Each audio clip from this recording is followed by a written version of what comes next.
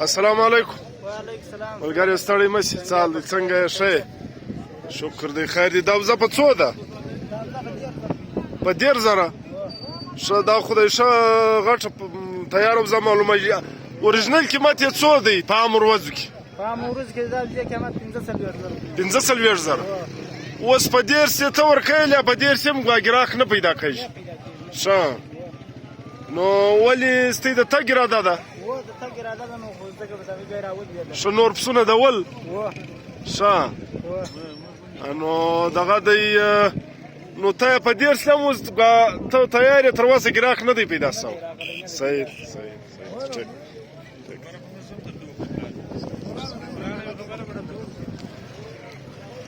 ملګرو، دا د خانوزۍ ګنج دی.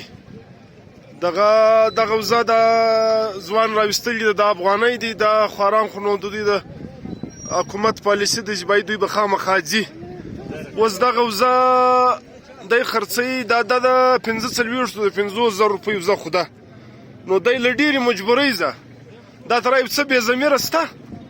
الله د هدایت ورته وکړي چې دغه وزه د خلکو کوشش دا دی چې دا د 45,000 روپۍ وزه دی په 20,000 په 25,000 ځینې واخلي، په 10 دی خرڅوي. نو اوس دا خلک د چانس والا ورته ګرځي. دا خو نو چانس وایي که نه؟ نو دا زموږ یو ملګری دی امیر حمزه، دا مې دوې خبرې کوي. بسم الله الرحمن. امیر حمزه دی، دا زموږ د کلي د خانوزۍ د کلي مرغې دی. دا مې دوې خبرې کوي. بسم الله الرحمن الرحیم.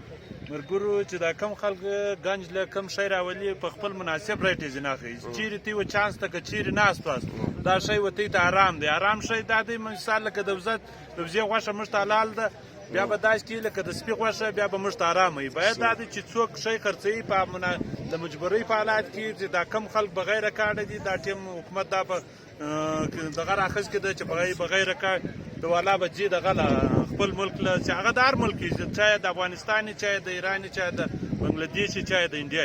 دا خبره نه ده کړې چې خامخا افغان مهاجرین به په افغان مهاجرین کې چې کم سړی د یا شین کارت لري یا ژړ کارت لري، دا پالیسي هغه کړې ده چې بھائی هغه به نه ځي.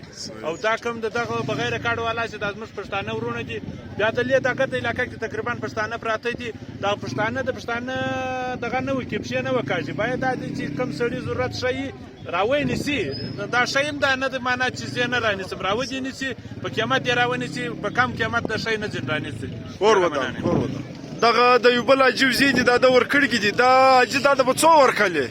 دا د 40 پورې اخیستې دي. ور یې کړې دواړه په 40 باندې. ښه، په 40 ورکړې. دا وي دا د 40,000 روپۍ وزې وې. نو سیرلې ښایستې ډېر نسلي. نو دغه ته وګورئ، دغه هم دا سړي ورکړي دي. نو دا به نو خو مسلماني مله غاړې ده که نه؟ پښتونواله دلته کوو. دا د خانوزۍ ګنج دی ملګرو. حاجي نسیم اکا ستړی مه شې، څه حال دی، څنګه یې، ښه یې، صحت ښه دی؟ ته یو خصوصي پیغام ورکړه. دا کم زموږ وروڼه مهاجرین چې روان دي، دا خلک دلته چانسونه پر وهي، دا په نیم قیمت ځینې اخلي. ډېر مجتو کې پر دغه کې دا اعلان وشي، باید د خلکو له مجبورۍ د ناجایزه پیدا نه صحیح په نیم قیمت یې نه ځینې اخلي. ټیک. نو باید دا دی چې موږ یې په نیم قیمت نه ځینې واخلو، پوره قیمت یې ځینې واخلو. دا سخته ناجایزه ده په نیم قیمت. دی خلک شوي سوي دي پیسو والا، و چانس ته ګوري، و دغه ته نه ګوري، مسلماني و دغه پښتونواله ته نه ګوري، هغه یې په نیم قیمت ځینې. نو دا ډېره سخته ناروا خبره. کور د وطن، کور د وطن. ملګرو، دا زموږ د خانوزۍ ګنج دی. دا زموږ افغان وروڼه له موږ سره ډېر ښه وخت تېر کړی. یقینا موږ یو پر بل ډېر احسانات شته. اوس د حکومت یو پالیسي ده چې دا خلک به ځي چې کوم خلک کارډ نه لري.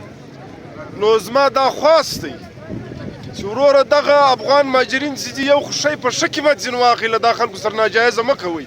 یو څه بې ضمیره شته په دا ګنج کې چې هغه د دغو له مجبورۍ څخه پیدا اخلي. حتی کې زما دا یو ریکویسټ دی، زما دا خواست دی چې دا خلک چې روان دي، که یو 10,000 15,000 ته احسان ورسره وکړئ، د دوی په کډو کې د دوی سره دغه وکړئ، دوی ته ګاډۍ ور پیدا کړي. دا به د دنیا او د آخرت توښیي. نو دا ترا بې ضمیره خلکو ته زما خواست دی، زما یو دغه دی چې دا بې غیرتیا یو مه کوئ. د مهاجرینو د انصارو زموږ ډېر غټ تاریخ دی. د دوو جانو سردار خپله هجرت کړی دی. له هغو سره چې بیا کوم انصارو کومه رویه واله، هغه زموږ دپاره ډېر غټ مثال دی. نو له دا زموږ وروڼو سره دا سره ناجایزه مه کوئ د دا سړي وزې والې دا 40,000 قیمت لرلی 2 وزې ورکړلې په 40,000 روپۍ نو دا ناجایز د خدای دپاره مه کوئ له دا خلکو سره احسان وکړئ دا نن ورځ دا برات چا راځي دا زموږ وروڼه دي که ډېر احسان ورسره وکړئ د دوی په جیب کې پیسې ور واچوئ له دوی سره امداد وکړئ له دا خلکو سره ناجایزه مه کوئ د خدای دپاره د انصارو هغه تاریخ دی چې خپلې ښځې یې وه مهاجرینو ته ورله کله چې کومو زموږ د اسلام کم هجرت سوی دی نو د خدای دپاره زه یو خواست کومه زه له حکومت زم دا خواست کوم چې د خدای دپاره دا کم زموږ فورسز دي له دا خلکو زه پیسې مه اخلئ له دا سره ناجایزه مه کوئ لکه څنګه چې حاجي نسیم خبره وکړله او امیر حمزه خان خبره وکړله چې وروره دا خلک دغه کوي دا خلک زموږ وروڼه دي نو زه دا خواست کوم دا ریکویسټ کوم دا بې ضمیرو زم دا خواست کوم چې نن په نن ورځ چانس مه وی دا الله تر موږ توی بیا کاږي والسلام